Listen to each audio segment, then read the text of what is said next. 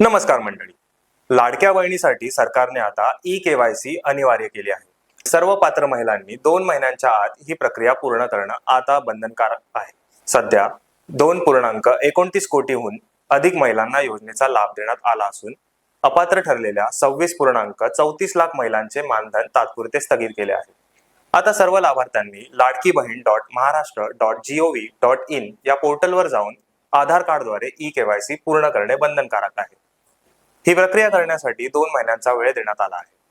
यामध्ये पत्ता, आधार अथवा रेशन कार्ड, उत्पन्न माहिती भरून खात्री करावी लागेल.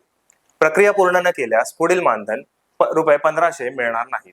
ज्या लाडक्या बहिणींचा जुलै महिन्यांचा हप्ता त्यांच्या खात्यात अजून जमा झालेला नव्हता, त्यांचे पैसे त्यांच्या खात्यात सरकारने जमा केलेले आहेत.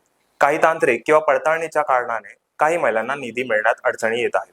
ऑगस्ट आणि सप्टेंबर महिन्यांचे हप्ते एकत्र ₹3000 मिळण्याची शक्यता वर्तवण्यात येत आहे. परंतु याची अधिकृत तारीख अद्याप जाहीर करण्यात आलेली नाही. बोगस नोंदणी तसेच अपात्र लाभार्थ्यांना वगळण्यासाठी ई-केवायसीची सक्ती करण्यात आली आहे. अपात्र महिलांना योजनेसाठी अपात्र ठरवले जाईल आणि पात्र महिलांनाच नियमित लाभ मिळणार आहे. ई-केवायसी साठी आवश्यक सर्व कागदपत्रे तयार ठेवून वेळेत ही प्रक्रिया पूर्ण करावी. ई-केवायसी संदर्भात अधिक माहितीसाठी व समस्या असल्यास अधिकृत पोर्टल किंवा स्थानिक महिला व बाल विकास विभागाशी संपर्क साधून तुम्ही याचा लाभ घेऊ शकता.